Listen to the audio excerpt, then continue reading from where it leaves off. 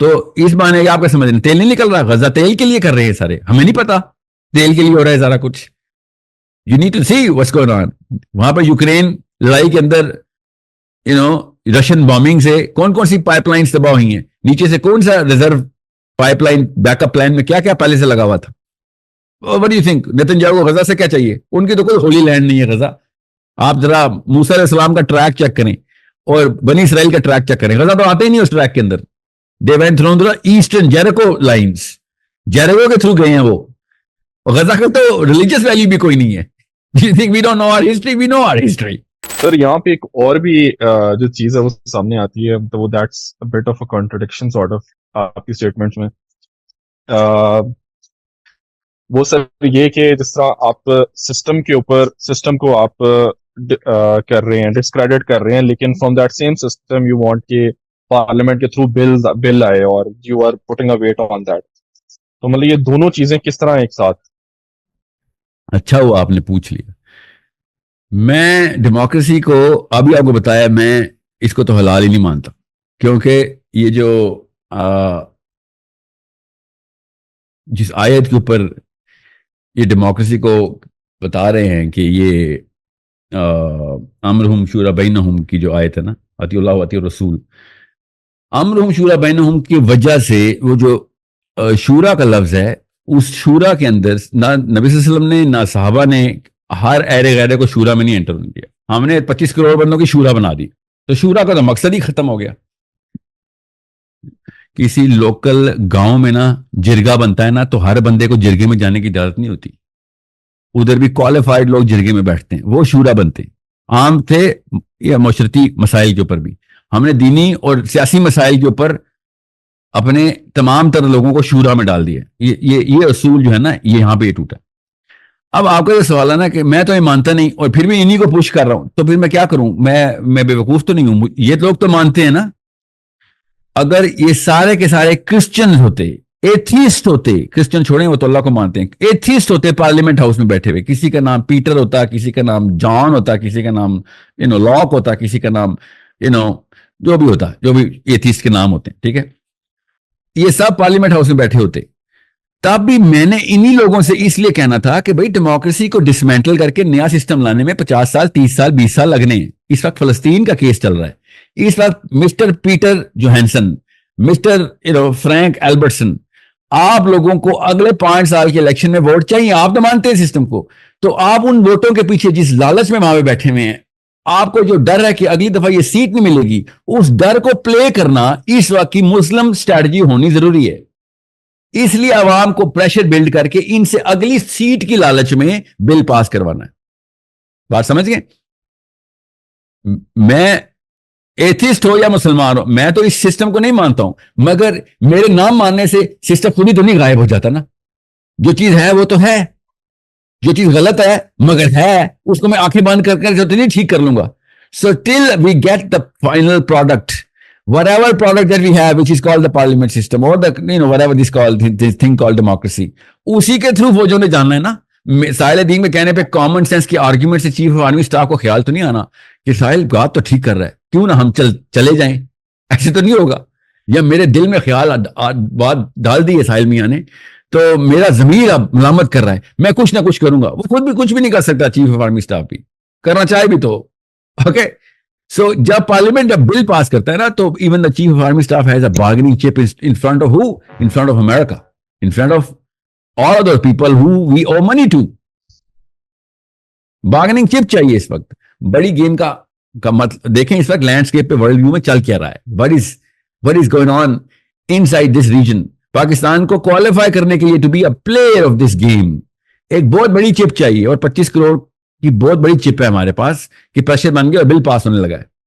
जैसे ही ये bill pass होने लगेगा, टू प्रॉन्ग अप्रोच से दोनों चीजें विन विन में आती हैं। एक, अमेरिका के बहुत मेजर किस्म के डिस्ट्रैक्शन क्रिएट हो जानी है, डिस्ट्रैक्शन को फोकस में लाने के 14-15 बिलियन डॉलर हैं। ये मत पूछिए मैंने कहां से निकाले, खाली डिस्ट्रैक्शन को वापस, डीफोकस को फोकस में लाने के लिए, अपने आप को वापस उस फोकस में लाने के लिए जहां पे अमेरिका करना चाह रहा है।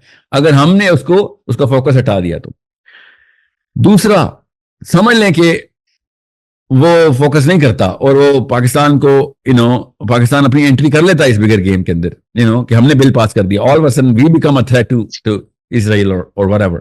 All of a sudden, there 300-400 times more money to be spent by all of those forces combined, क्योंकि अब मेजर फोर्स एंटर हो गई है मिलिट्री ऑब्जेक्टिव्स के साथ। समझ गए? उनके खाली रिजर्व्स जो है ना, जो इस वक्त रिजर्व अभी तक टैप इन नहीं हुए, वो रिजर्व्स भी खत्म हो जाने हैं just to prepare for this sort of thing, let alone कि अगर हम आखिरी एंटर हो जाए इसराइल में। सो अमेरिका के पैसे लगवाना मकसद है इस जंग में, ये हमारी स्ट्रेटजी नंबर 1 है। नंबर 2 स्ट्रेटजी है कि भाई पैसे लगने के बावजूद भी अगर लड़ाई करनी पड़ी तो फिर क्या करें। हाँ ठीक है, मुझे ही पता है, मरने से तो नहीं डर लगता, मुसलमान है, मगर बिगर चेस बोर्ड के अंदर see how to play this and we have the potential to play this. You need to understand. एक 9/11 हुई थी, अमेरिका ने क्या क्या कर दिया था, खर्चा जितना भी किया था, किधर किधर पहुंच गया था, कितना कुछ निकाला है उसमें दुनिया से उसने 9/11 के बहाने। तो इस बहाने की आपका समझ, तेल नहीं निकल रहा, गजा तेल के लिए कर रहे हैं सारे, हमें नहीं पता तेल के लिए हो रहा है सारा कुछ। You need to see what's going on. वहां पर यूक्रेन लड़ाई के अंदर रशियन बॉम्बिंग से कौन कौन सी पाइपलाइन तबाह हुई हैं, नीचे से कौन सा रिजर्व पाइपलाइन बैकअप प्लान में क्या क्या पहले से लगा हुआ था। What do you think Netanyahu को गजा से क्या चाहिए? उनकी तो कोई होली लैंड नहीं है गजा। आप जरा मूसा अलैहिस्सलाम का ट्रैक चेक करें और बनी इसराइल का ट्रैक चेक करें, गजा तो आते ही नहीं उस ट्रैक के अंदर। They went through the eastern Jericho lines. Jericho के थ्रू गए हैं वो। और गजा का तो रिलीजियस वैल्यू भी कोई नहीं है। You think we don't know our history? We know our history. So it is very simple. We know what's going on. I mean, anybody knows what's going on. अब कैसे इस चीज को सॉल्व करना है, उसका सोल्यूशन बहुत सिंपल है। और सही बताऊं, मुझे उम्मीद नहीं है मस्जिदों से, मुझे पता है ना, मैं जो वही बता रहा हूं, ये आर्ग्यूमेंट्स पहली दफा सुने हैं तो वो क्या खाक आलिम होना जिसने ये वाले आर्ग्यूमेंट्स पहली दफा सुने। जो मैं बता रहा हूं, मैं इस्लाम के उसूल टैप इन किए मैंने। I triggered the direct postulates of Islam, but this is news for most of the Muslim scholars. So you think मस्जिद इज गोना मोबिलाइज? नहीं, वो ज्यादा डरपोक हैं, वो ज्यादा डरपोक हैं। आप सोचें, वो सेनेटर ने और साहब ने और उनकी जोजा मोहतरमा ने मेरे जाने के फौरन बाद तरदीदी बयान दे दिए थे। You think I don't no कि बुद्ध किधर पड़ा होता है? मुझे ही पता है बुद्ध किधर पड़ा होता है, डर लगता है सबको। You think I don't no कि मेरे उधर जाने से सेनेटर मुश्ताक के को जो हीट मिली है वो किस बात पे मिली है? You think I don't know the psychology? I am a practicing psychologist.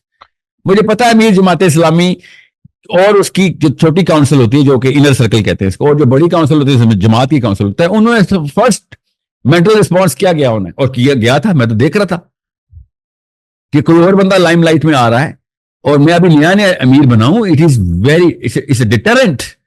You think I did not know that before going to the chowk? मेरे जहन में नहीं चल रहा था कि नया अमीर जमात इस्लामी बना है, उसके ऊपर उसका फियर फैक्टर क्या होगा, उसकी फियर फैक्टर की मैट्रिक्स क्या होनी है। मैंने वहां जाना है, उस मैट्रिक्स में इस पूरे के पूरे इवेंट को किस तरीके से कैटलाइज किया जा सकता है।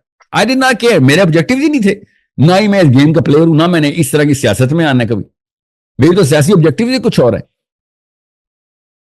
यू नीड टू सी। मगर एक पूरी जमात इस्लामी एक बंदे के ऊपर सारे के सारे फौजी परिंदे छोड़ के, छोटे से छोटा चूहा भी और बड़े से बड़ा भेड़िया भी, सारे मेरे पे छोड़ दिए।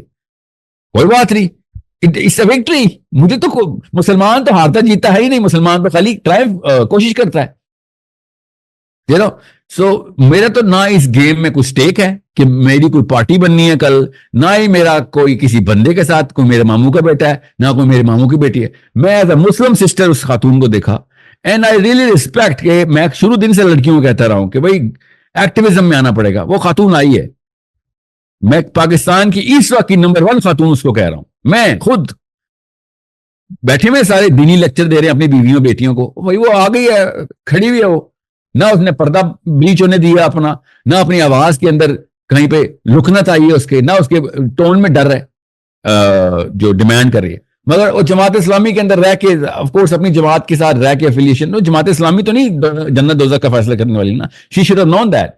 एक बंदे ने आके ठीक बात किया, ललकारा है कि जमात इस्लामी में जमात के इस्लाम को नहीं पूरे कर रहे, जमात के लफ्ज को तो पूरा कर दो। तो पीटीआई वाले पूरे कर देते हैं बगैर इस्लामी लफ्ज यूज किए हुए। पूरी की पूरी पीटीआई धरने पे 6 महीने के लिए इमरान खान के लिए आ गई थी।